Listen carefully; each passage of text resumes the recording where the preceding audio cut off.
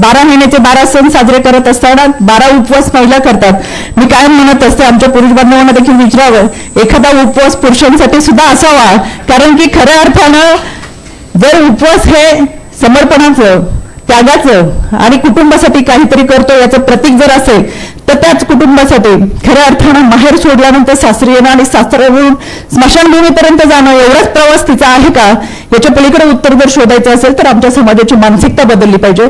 आमच्यासाठी आम्ही लढाई करतोच याच पुण्यनगरीमध्ये, या पुणे शहरामध्ये खऱ्या अर्थानं अज्ञानातनी अंधारलेला वाटा ह्या प्रकाशाच्या ज्ञानाने उजळण्याचं काम सावित्रीमाईंनी केलं।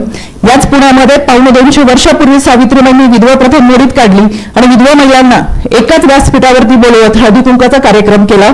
आमची मानसिकता 2.5 वर्षापूर्वीच बदललेली आहे। आमची मानसिकता ही 250 वर्षापूर्वीच बदललेली आहे।